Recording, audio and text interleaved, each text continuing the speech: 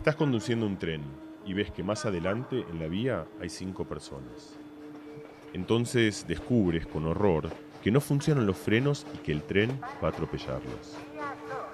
Tu única alternativa para salvarlas es girar el volante y desviar el tren hacia otra vía, donde hay una única persona.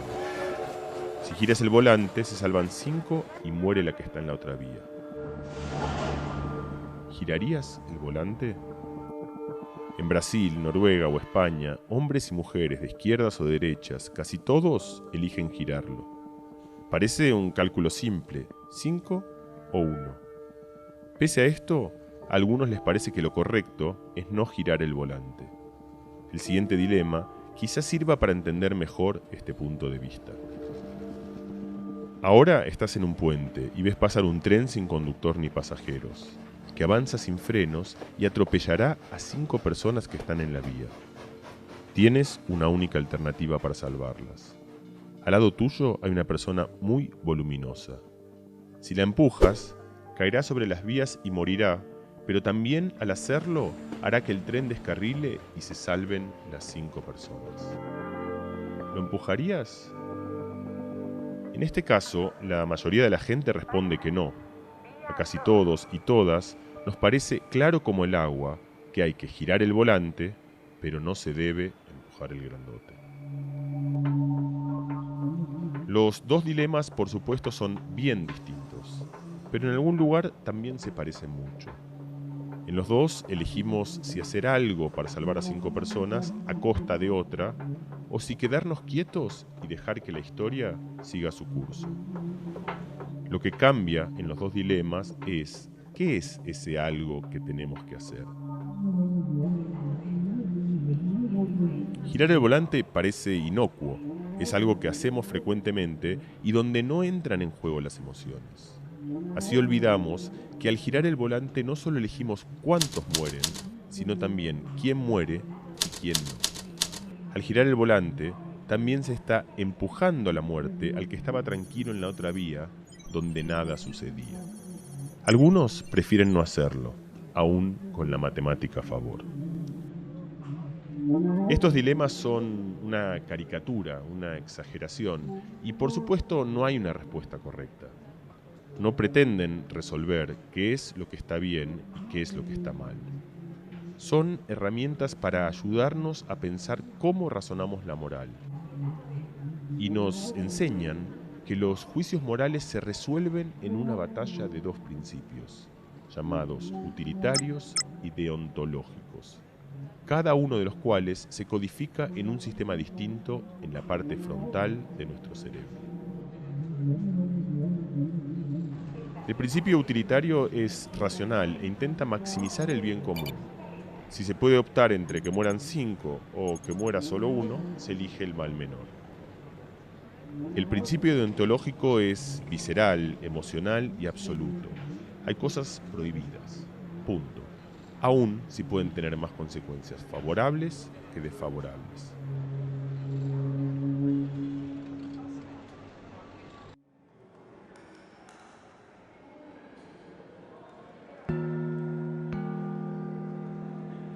En el cerebro de los que giran el volante o de los que empujan el grandote, gana la batalla el principio utilitario, en la parte más lateral del cerebro.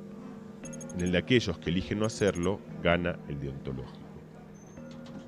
Cada persona varía en cómo nos gobiernan estos dos principios, pero hay algunas reglas generales. Cuando se despiertan emociones, por ejemplo, si vemos caras o expresiones de los involucrados, domina la deontología. En cambio, si el mismo problema se vuelve abstracto, si lo pensamos en números o cifras, nos volvemos más utilitarios. Albert Costa, investigador de la Universidad Pompeu Fabra, en Barcelona, descubrió, por ejemplo, que si planteamos el dilema del puente en inglés, la gente se vuelve más utilitaria. Es decir, es más fácil empujar al grandote en inglés que en castellano. Y para los que hablan inglés, por supuesto, es al revés, es más fácil empujarlo en castellano. Sucede que en otro idioma el problema se ve de más lejos, se racionaliza más y nos volvemos más utilitarios. Percibimos nuestros principios morales como si fuesen firmes y bien establecidos, pero estos experimentos nos muestran que en realidad no lo son. Bien, ahora sí, en cuanto al deontologismo y el consecuencialismo. Ambas son teorías éticas, pero que intentan responder a una pregunta distinta, que es la de cuáles son las razones y cómo resolvemos los dilemas morales que tenemos. ¿Sí? Lo que Farrell nos va a decir es que hay teorías que nos ayudan a explicar por qué nuestras intuiciones morales funcionan de cierta manera cuando tenemos una decisión o una cuestión moral que nos pone en un entredicho. ¿Sí? Para esto él va a utilizar un ejemplo muy famoso en las discusiones de filosofía, que es el ejemplo del tranvía, que fue lo que ustedes vieron en el video. En este caso del tranvía, en el que hay un paseante que tiene que activar una palanca o dar vuelta a unas vías para que el tren vaya hacia la otra vía y mate a solo una persona en vez de matar a las 5 personas que mataría si siguiera su curso. Un primer punto que nos va a dar Martín y que también está en el video que ustedes vieron es que la gran mayoría nos dice que efectivamente activarían la palanca. ¿Sí? En el artículo de Farrell es interesante ver que esos resultados, un número muy mayoritario de personas dicen que efectivamente el paseante está autorizado a desviar, pero que incluso hay algunas personas que dirían que estaría obligado. ¿Sí? ¿Por qué tenemos esas intuiciones? Porque hay algo que nos dice que está bien jalar la palanca, porque hay algo que nos dice que es moralmente correcto salvar 5 personas aunque muera una persona. La respuesta a esto es una teoría que se conoce como consecuencialismo. ¿Sí? Y esta teoría, Farrell nos va a explicar, obviamente pone el foco en las consecuencias, de ahí el nombre, entonces eso va a tener ciertas implicancias que son relevantes. Por ejemplo, una es que para el consecuencialismo los números cuentan. ¿Sí? Moralmente es mejor que muera una persona a que mueran 5. ¿Sí? Hay una valoración sobre las cantidades o los números en este sentido. Pero en segundo lugar, para el consecuencialismo no hay una diferencia o no es relevante, moralmente hablando, la diferencia entre la acción y la omisión. ¿Sí? Es algo que en la evaluación moral es algo que no tiene relevancia en ese sentido. Y en este caso no es relevante si vos tenés que activar una palanca que termina haciendo que mates o no a las distintas personas. No hay una diferencia entre matar y dejar morir. ¿Sí? Porque el caso del tranvía lo que nos dice es, bueno, si no activo la palanca, yo no estoy matando a nadie. Estoy dejando que mueran esas personas. Es desafortunado que el tranvía se quedara sin frenos. Y bueno, pero si yo activo la palanca, si realizo una acción, entonces yo estaría decidiendo sobre matar a esa persona que en el curso normal de las circunstancias no moriría. Bien, ahora, esto es importante, digamos, porque el deontologismo va a ir por un sentido contrario, pero porque acá estamos hablando de la forma, o sea, de causar un daño de manera directa o de hacerlo de manera indirecta, ¿sí? Que es algo que el deontologismo le va a discutir.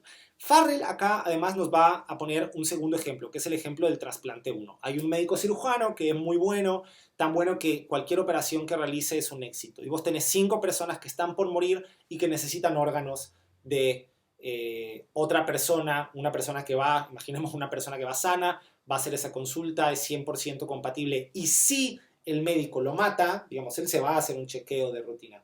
Pero si el médico lo evalúa y se da cuenta que le puede servir para salvar a los 5 pacientes que tiene a punto de morir. Si el médico lo mata, salva 5. Entonces, en este sentido, si tuviéramos una lógica consecuencialista, tendríamos que llegar a la misma conclusión. Sin embargo, en la mayoría de los estudios que nos muestran este segundo ejemplo, la gente responde que no. No solo que el médico no está autorizado a hacer eso, sino que tiene un deber de no matar a la otra persona. La teoría que nos explica esto es el deontologismo. Para el deontologismo los números no cuentan en términos morales. En segundo lugar, hay restricciones para las acciones que las personas pueden tener desde una perspectiva moral. Y en tercer lugar, sí hay una relevancia, digamos, moralmente es relevante la diferencia entre acción y omisión, o en este caso entre matar y dejar morir. Por eso, digamos, quienes responden a este ejemplo te dicen, mira, no, el médico no puede hacer esto. Esto va a ser importante porque digamos que lo que quiere hacer Farrell a través de todo el artículo es ver cuál es la teoría que domina a la otra o pensar en cuál sería la teoría que es mejor que la otra para resolver dilemas morales, ¿no? Farrell, objetando al deontologismo, lo que nos va a decir es, mirá, si el deontologismo fuera digamos, una teoría definitiva, tendrían que nuestras intuiciones morales del sentido común responder de la misma forma en cualquiera de los dos ejemplos. Pero, sin embargo, en el ejemplo del tranvía, la gran mayoría nos dice que sí active, ¿no? Entonces, la pregunta es por qué ese tipo de intuiciones consecuencialistas se nos activan en ese momento y por qué las deontologistas no funcionan, si en este caso del trasplante 1 parecieran ser tan claras que deben de quedar. ¿Ok? Entonces, para hacer toda su explicación, Farrell lo que va a intentar decirnos antes, o lo que nos va a decir es cómo funcionan las teorías éticas y qué tipo de reflexiones o qué tipo de problemas intentan resolver, ¿sí? Entonces, Farrell nos va a decir que hay dos tipos o dos maneras de entender la ética. Una, que es una parte de la filosofía que se encarga de crear teorías que describen las intuiciones morales y que derivan reglas generales o una teoría propia después de describir esas intuiciones morales. Pero hay una segunda forma de entender la ética, que es la forma que, digamos, Farrell defiende, que es que la ética nos da una base teórica para testear esas intuiciones morales. Las teorías éticas lo que nos permiten es ver si nuestras intuiciones morales son correctas porque tenemos ciertos principios que resultan de esas teorías, ¿no? Ahora, en esta segunda forma de entender la ética, Farrell nos va a decir que hay dos formas o dos tipos de subteorías en esa concepción de la ética. Unas en las que la teoría es prioritaria absolutamente a las intuiciones morales y un segundo tipo en el que las teorías y las intuiciones interactúan entre ellas, ¿sí? Buscando una especie de equilibrio reflexivo. Acá vamos a introducir a un autor que vamos a ver un poco más adelante, que es John Rawls. Las teorías, digamos, la teoría de Rawls, digamos, su método para intentar encontrar los principios de justicia en las sociedades modernas es a través de un equilibrio reflexivo en el cual las personas puedan preguntarse cuáles serían los principios con los cuales todas las sociedades podrían funcionar de manera justa. Lo vamos a ver más adelante, hay todo un método con el velo de la ignorancia, etc. Pero bueno, ¿para qué Farrell llega a esto? Para explicarnos que hay también dos maneras de realizar el equilibrio reflexivo. Una es de manera estrecha, de forma individual. Yo me pongo a pensar, mi teoría me dice esto y yo tengo ciertas intuiciones, entonces la conclusión es esta. Y otra que es el equilibrio reflexivo de manera más amplia, ¿sí? En la cual yo tengo que tomar mi teoría, o sea, la teoría que yo beneficio, mis intuiciones morales, pero además todas las otras teorías que compiten frente a ella y hacerlas competir. Porque eso lo que me va a permitir es encontrar las falencias de mis propias teorías y poder fortalecer mis juicios morales al darme cuenta de cuáles eran los errores que yo tenía dentro de mi propia teoría, ¿sí? Es obvio que el segundo es más dialógico y el primero es mucho más individualista, pero en ambos casos nuestras intuiciones morales podrían ser corregidas por las teorías, ¿sí? Ahora, después de esto, lo que Farrell nos va a decir es que hay una segunda gama, un segundo nivel entre las diferencias entre el consecuencialismo y el deontologismo, ¿sí? Y ese segundo nivel también se puede explicar con tres diferencias. Entonces, estas tres diferencias entre consecuencialismo y deontologismo. Primero, para el consecuencialismo, lo bueno se define independientemente de lo correcto, ¿sí? Están separados. Lo correcto será aquello que maximiza lo bueno. Si para mí lo bueno es la felicidad, entonces lo correcto será aquello que maximice la felicidad, ¿sí? Actuar de manera moralmente correcta será actuar de forma en la que se maximice lo bueno. El deontologismo, por otro lado, también define lo correcto y lo bueno de manera independiente, pero lo correcto va primero, ¿sí? Lo correcto está por encima o tiene prioridad sobre lo bueno. Entonces, esto me va a llevar a que yo tenga que actuar de manera moralmente correcta, incluso a costa de lo que para mí es bueno. Si para mí felicidad, yo tendría que robar ese objeto que me gusta, como lo correcto implica no robar, yo, para actuar moralmente correcto, digamos, no robaré esas cosas que me haría feliz, yendo incluso en contra o a costa de mi felicidad. ¿Se entiende? Segunda diferencia. Hay cierto tipo de razones que las personas tienen para actuar dentro de cada una de las teorías. El consecuencialismo tiene algo que Farrell, digamos, lo que se conoce como las razones agencialmente neutrales. Y el deontologismo tiene razones agencialmente relativas. ¿Sí? Las primeras, las del consecuencialismo, son razones que nos dicen que debemos de ser imparciales frente a la felicidad general o frente a lo que consideramos lo bueno. Lo vamos a evaluar con el único parámetro de que necesitamos maximizar esa felicidad sin ver si esas razones son fundamentadas en cuestiones egoístas o si hay personas que quedan fuera de la ecuación. No nos importa. Lo que nos importa es que se maximice lo bueno, que se maximice la felicidad. Somos neutrales frente a cuáles son las cosas o las conductas que hacen feliz a la persona. Salimos del consecuencialismo. En el deontologismo, estas razones que yo les decía agencialmente relativas son de dos tipos. Las primeras son unas razones que se conocen como razones de autonomía. ¿Sí? Estas razones funcionan como permisiones para las personas para alejarse del deber general de obedecer las razones neutrales. ¿Sí? Son, digamos, casos en los cuales por mi plan de vida o por mi autonomía personal yo actúe de cierta manera, aunque esa conducta no se dirija a maximizar la felicidad general de todas las personas. ¿Sí? ¿Cómo podemos saber cuáles son estos casos? Bueno, cuando la autonomía está en juego. Si mi autonomía está en juego y yo decido actuar en favor de mi autonomía, entonces yo estaré siguiendo una razón de autonomía. Ese es el primer subtipo de razones relativas. El segundo subtipo son las razones deontológicas, que ya no son permisiones para actuar, sino que son prohibiciones para la acción individual. ¿Sí? Son prohibiciones a que las personas actúen de manera autónoma en ciertos casos. ¿Sí? El deontologismo va a sostener estos dos tipos de razones para cuando nosotros, digamos, respondamos a la pregunta de si estamos actuando o no de manera moralmente correcta, de si estamos resolviendo un dilema moral de forma correcta o de forma incorrecta. ¿Sí?